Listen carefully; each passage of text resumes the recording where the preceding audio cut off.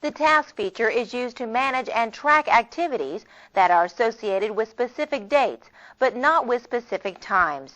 The entire task pad appears by clicking the task icon on the Outlook bar, or we can view the active task pad, which corresponds only to a particular day, by looking underneath the Date Navigator.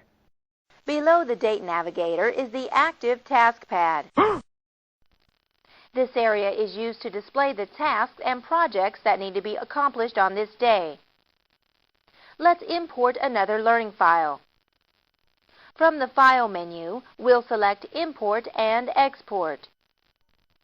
We now see the Import and Export wizard. We choose the import from a personal folder file and click Next. Using the Browse button, we locate our Viagrafix Learning Files folder and double-click the taskpad.pst file. We click Next, and in the Select the Folder to Import From box, we click on Tasks. We click Finish, and the TaskPad file is imported into Outlook 97. To see the complete TaskPad, we'll click the task icon on the Outlook bar. The TaskPad is displayed as a grid with column headings across the top corresponding to the boxes in the Task dialog box. Notice we have several tasks to be completed: making bank deposits, mowing the lawn, and paying bills. To insert a new task, let's click on the New Task button from the toolbar, or use the shortcut keystroke combination, which is Ctrl+N. In the Task dialog box, we can set a variety of options for our new task. With the Task tab activated, we want to type a subject to appear for the task in the TaskPad list. Let's type Pick Up Laundry. Below the subject field is the due date options. These options allow us to indicate when a task is due to start and when it actually starts. We click the drop-down arrow beside the Due field. When the Date Navigator appears, we'll choose Monday the 23rd. Next, we must select the start date for the task. We'll begin the active range 1 week before the end date. Underneath the Due Date section, we can select a priority for our task. We'll leave this feature on Normal, which is the default setting. In addition, we can also set a reminder for the task and even an audio reminder. We'll deselect the reminder option for this demonstration. At the bottom of the dialog box, we see the Categories button. This is where we'll enter the category that we want to associate our new task with. We'll click the down arrow button to view the choices. We can either select an already existing category from the list or create a new category name. Let's select Personal and click OK. The other tab in the Task dialog box is the Status tab. The Status tab is used to enter more information about the condition of the task, such as the date completed and the total and actual work, as well as the contact and billing information. We'll make no changes to any of these options. Instead, let's click on Save and Close to create the new task. Let's click the drop-down arrow beside the Current View field and scroll the list and choose the By Category field. We now see a different view of the TaskPad. To see the task in this view, we need to click the plus button that corresponds to the task category. We click the plus button next to the Personal category. Notice the Pick Up Laundry task is placed under the project, and the information we entered is listed in the TaskPad grid. Finally, when a task such as picking up the laundry is complete, we can mark it off the TaskPad list by right-clicking on the task and choosing the Mark Complete command from the shortcut menu that appears. A check mark and a line which runs through the text will then mark the task. If we have to create the same task on a regular basis, such as a weekly progress report, we can set it up as a recurring task. When we set a task as recurring, scheduling with Outlook 97 will automatically place all future occurrences of the task in the TaskPad list for us. From the Task menu, we'll select New Task. From the New Task dialog box, we click the Recurrence button. The Task Recurrence dialog box appears. This box is similar to the Appointment Recurrence dialog box. In the Recurrence Pattern section, we'll select the occurrence of the recurring task. Let's leave Weekly selected and then set the day of the week for Friday. In the Range of Recurrence section, let's set the duration to 2 weeks before the end date. Let's click the drop-down arrow beside the End By option. At the Date Navigator window, we'll click Friday the 7th. We'll click OK and enter a subject in the subject field. We'll type Weekly Progress Report. Now let's create a new category name. We place an insertion point in the category field and type Work. Now let's click the Save and Close button. Notice that the category Work now appears on the TaskPad list. We click the plus sign button to see the Weekly Progress Report task. Let's select the calendar icon, which holds our appointment book and the active TaskPad list. Then, using the Date Navigator, we'll move the appointment book date to Friday, December 20th. Now, to set the appointment, we'll select the time slot from 3 p.m. to 4 p.m. with the mouse pointer. Then we'll click and drag the Weekly Progress Report in the TaskPad list to the selected time slot in our appointment book. The appointment dialog box will appear, and we can add any additional information that is needed.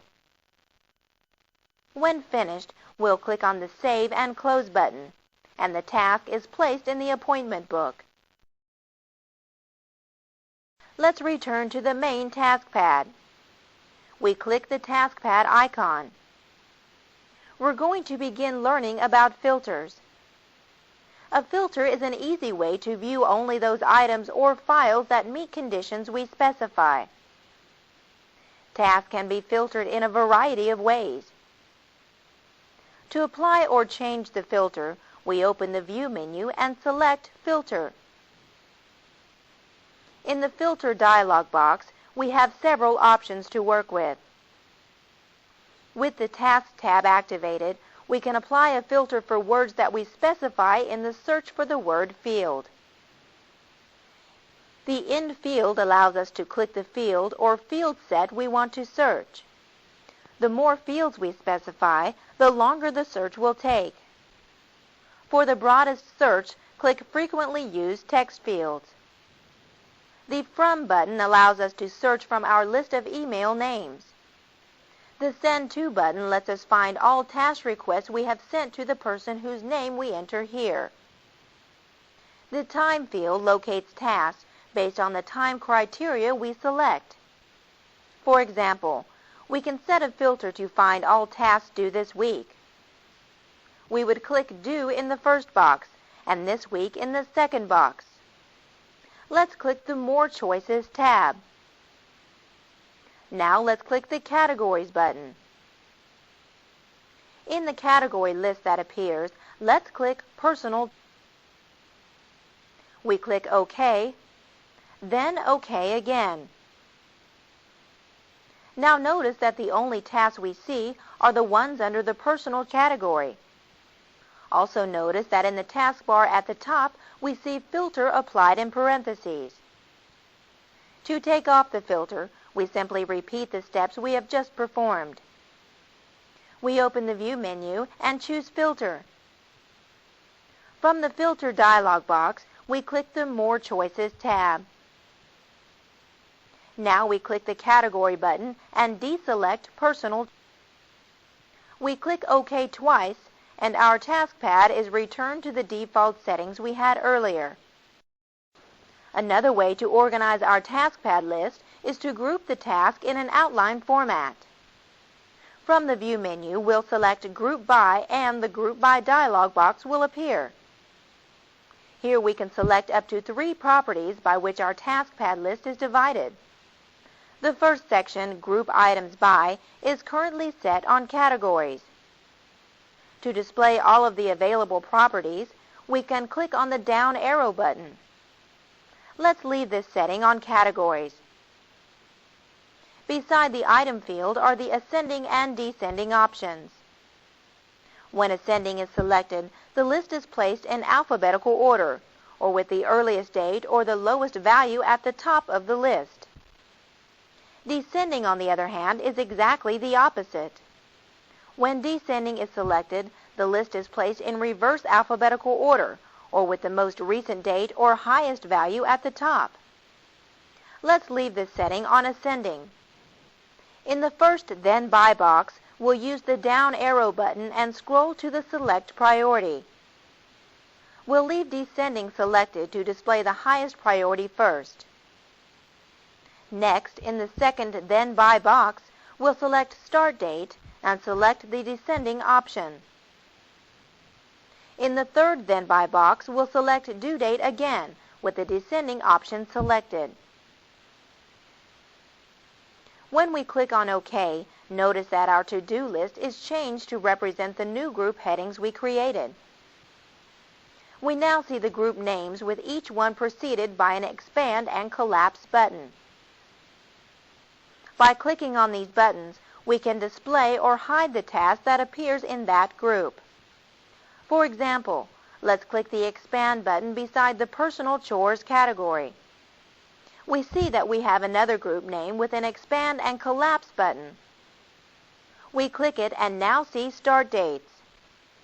Remember, we use Start Dates as one of the conditions in the Group By dialog box.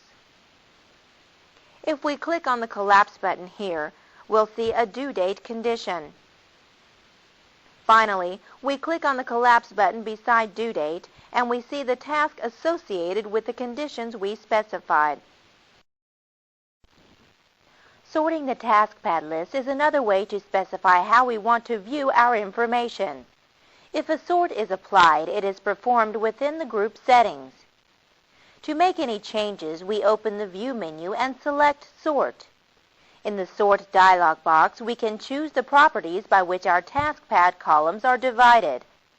We can even select whether they are listed in ascending or descending order. However, let's leave the current settings as they are and click on the OK button to return to the task pad list. Let's review what we've covered in this chapter. We learned how to insert a new task into the task pad list using the New Task button and the Task dialog box. Then we learned how to mark a task as complete. Next, we learned how to insert a recurring task from the Task menu. We learned how to copy a task directly from the task pad list to the appointment book. And finally, we learned how to change the appearance of the task pad list using the Filter, Group, and Sort features.